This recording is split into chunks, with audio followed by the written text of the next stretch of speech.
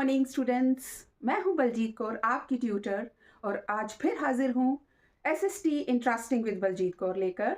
Dear students, जैसा कि आप जानते हो आपके एग्ज़ाम्स फरवरी में बिल्कुल तैयार हैं, तो उसी के लिए स्पेशली गवर्नमेंट स्कूल के बच्चों के लिए मैं लेके आती हूँ हर साल क्विक रिवीजन। तो आज हमने जो चैप्टर स्टार्ट किए हैं, सबसे पहले हमने स्टार्ट किया है ज्योग्राफी सोशल स्टडीज़ में।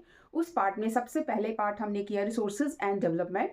तो आज उसी सीरीज़ में हमारा जो नेक्स्ट चैप्टर है वह है एग्रीकल्चर।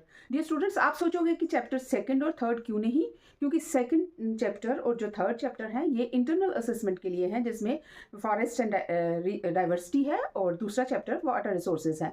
तो ये आप इंटरनल असेसमेंट इसकी कर चुके हो, तो ये फाइनल एग्जाम्स में नहीं आने वाले हैं। तो अब जो चैप्टर एग्जाम में आएगा वो है एग्रीकल्चर। तो आज हम एग्रीकल्चर चैप्टर के जो एग्जामिनेशन पॉइंट ऑफ व्यू से जितने भी इंपॉर्टेंट क्वेश्चंस हैं, short answer type, long answer type और ऑब्जेक्टिव टाइप्स, ये सारे हम आज करने वाले हैं। और मुझे पूरा विश्वास है, I hope you will understand, and आपको एक अच्छा सा मौका मिल जाएगा जल्दी से जल्दी इसको रिवाइज करने का भी।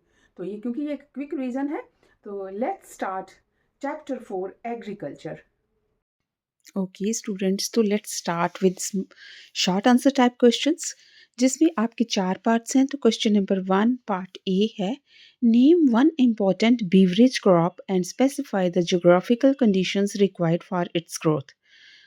तो इंडिया की सबसे इम्पॉर्टेंट बीवरेज क्रॉप है, आंसर है tea is the important beverage crop of India and geographical conditions required for tree growth are temperature 10 to 30 degrees Celsius, rainfall high humidity with 1500 to 4000 meter annual rainfall, and altitude 600 to 2500 meters above sea level, and soil acidic soil.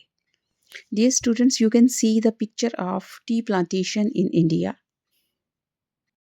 Short answer type questions में question number 2 है, name staple crop of India and the regions where it is produced. जो सबसे ज़्यादा खाई जाने वाली crop है वो हमने बतानी है। तो आंसर है rice is the staple crop of India and areas where it is produced mainly in these regions: West Bengal, Andhra Pradesh, Punjab, Haryana, Uttar Pradesh. Also known as India's rice bowl regions, especially East India. इनको इंडिया का rice bowl भी कहा जाता है, क्योंकि सबसे ज़्यादा जो राइस है इन 5 स्टेट्स में होते हैं। तो आपने इनके नाम याद रखने हैं: West Bengal, Andhra Pradesh, Punjab, Haryana and Uttar Pradesh. Short answers में question Number 1, Part C is enlist the various institutional reform programs introduced by the government in the interest of farmers. हमें वो सारे प्रोग्राम्स बताने हैं जो गवर्नमेंट ने फार्मर्स की भलाई के लिए दिए हैं। तो answer is here are institutional reforms for farmers in India. Number 1 is land reform act and land redistribution. Number 2 is green revolution, high yield crops जिससे मिलती हैं। Number 3 is operation flood, dairy development means it is related to milk production. Number 4 is National Horticulture Mission. It includes fruit and vegetable growth. Number 5 is Farmers Commission, policy advice. Number 6 is Kisan Credit Card. Easy bank loans दिए जाते हैं इसकी तरफ से। 7 is PM Fasal Bima योजना, जिसमें crop insurance होता है, एंड PK किसान Samman Nidhi for income. Question number 1 का लास्ट पार्ट है, the land under cultivation has got reduce day by day, can you imagine it's consequences. Question ये है कि लैंड दिन ब दिन कम होती जा रही है, कल्टीवेशन के अंडर जो लैंड है, तो क्या हम इसके कॉन्सिक्वेंसेस इमेजिन कर सकते हैं। आंसर है, if land under cultivation reduces further following consequences can be imagine. हम ये इमेजिन कर सकते हैं।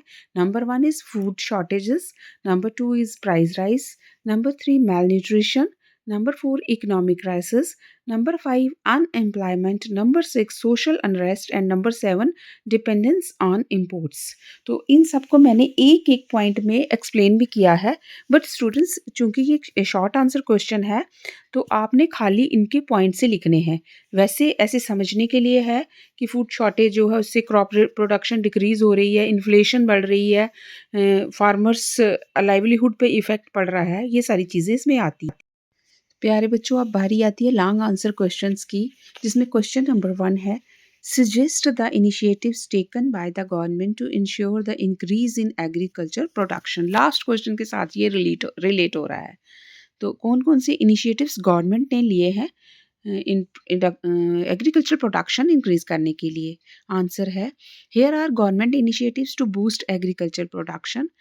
Number 1 is soil health cards, monitor soil quality, जो क्या काम करता है, सॉइल की क्वालिटी को मॉनिटर करता है। ये सबको प्रोवाइड किए गए हैं। नंबर 2 इज पीएम कृषि सिंचाई योजना, this enhances irrigation system. Number 3 is national food security mission, which increases crop yields. Number 4 is crop insurance schemes, which protects farmers from losses. And 5 is Kisan credit card. Sixth है organic farming promotion, incentivize chemical free farming, जिसमें encourage की जाती है। Number 7 is precision farming, adopting technology for efficient farming. 8th is PM Fasal Bima Yojana. 9th is agriculture infrastructure fund and 10th is digital agriculture mission.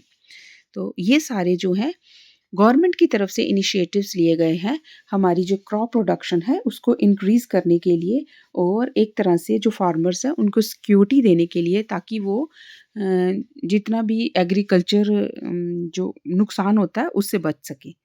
तो ये long answer question है। 3 questions long answer हैं जो कि हमें करने हैं, उनमें से एक तो एग्जाम में आएगा ही आएगा। Second long answer question is describe the impact of globalisation on Indian agriculture. इसका आंसर है globalisation's impact on Indian agriculture. Positive impacts भी हैं और नेगेटिव इम्पैक्ट्स भी हैं। तो पहले पॉजिटिव इम्पैक्ट्स में आप 5 पॉइंट्स याद रखिए। नंबर 1 पॉइंट है increased export opportunities. Number 2 point improve technology adoption. Number 3 enhanced crop varieties. Number 4 better market access. Number 5 foreign investment inflow। यानी कि एक तो हमारे वाले किसानों को अपनी फसलों को एक्सपोर्ट करने की बहुत सारी अपॉर्चुनिटीज़ मिलती हैं इससे, और इम्प्रूव्ड वैरायटी ऑफ टेक्नोलॉजी इस्तेमाल हो रही है, क्रॉप वैराइटीज़ एनहेंस हो रही हैं इसमें, और मार्केट एक्सेस भी बहुत अच्छा मिलता है हमारे इंडियंस को। इसके बाद नेगेटिव इम्पैक्ट्स में जो आ जाते हैं अनफेयर ट्रेड प्रैक्टिसेस। तो क्योंकि ग्लोबलाइजेशन है तो बहुत सारी ट्रेड प्रैक्टिसेस अनफेयर भी होती हैं इसमें। इंक्रीज्ड कंपटीशन बढ़ जाता है जब ज़्यादा कंट्रीज़ इन्वॉल्व होती हैं, ज़्यादा क्रॉप प्रोडक्शन अलग अलग कंट्रीज़ में होती है, तो कंपटीशन भी इंक्रीज़ होता है।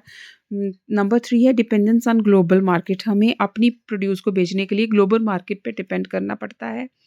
नंबर 4 है patent rights issues, and number 5 है exploitation of Indian farmers. Patent right issues क्या है कि ट्रेडिशनल क्रॉप्स जो इंडिया की थी उनको भी फार्मर्स ने पेटेंट कर लिया है, तो अब उनको महंगे दामों में सीड्स को खरीदना पड़ता है। और इंडियन फार्मर्स की एक्सप्लॉयटेशन भी होती है बहुत ज़्यादा, क्योंकि क्रॉप की सही रेट्स उनको नहीं मिल पाती हैं। लॉन्ग आंसर टाइप क्वेश्चंस में अब लास्ट थर्ड क्वेश्चन है describe the geographical conditions required for the growth of rice. Answer है geographical conditions required for rice growth are temperature, rainfall, altitude, soil, water, sunlight. तो ये 5 points आपने हमेशा याद रखने हैं। टेम्परेचर जो कि 20 to 30 डिग्री सेल्सियस होना चाहिए। Rainfall high humidity with 100 to 200 centimeters, altitude above 200 meters above sea level। Soil इसके लिए चाहिए fertile clay loam soil with pH value 6 to 7। Water, standing water is needed for this crop, and sunlight, bright sunlight is needed for the production of rice। Ideal regions हैं जहाँ पर ये हमें मिलता है delta, coastal plains and river valleys. Like Indian eastern coast सबसे ज़्यादा चावल यहाँ पे पैदा होता है, I mean rice. Students last में हम करते हैं ऑब्जेक्टिव टाइप क्वेश्चंस। तो इसमें क्वेश्चन नंबर 1 है the 2 staple food crops of India, जो सबसे ज़्यादा खाई जाती है। आंसर है rice and wheat. Number 2 question है which is the summer cropping season of India. तो समर क्रॉपिंग सीजन क्या है, खरीफ सीजन। नंबर 3 है pulses like arhar, moong, gram, urad contains. ये सारी दालों में क्या होता है, प्रोटीन होता है। तो समर क्रॉपिंग सीजन खरीफ है तो विंटर क्रॉपिंग सीजन क्या है? रबी।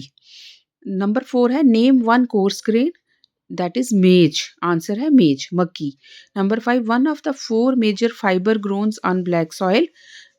फाइबर जो सबसे ज़्यादा कॉटन है वो उगता है तो cotton. Name 2 beverage crops of India. पीने वाली 2 क्रॉप्स कौन सी हैं? Tea and coffee. तो टी एंड कॉफ़ी तो 2 बीवरेज क्रॉप्स हैं इंडिया की।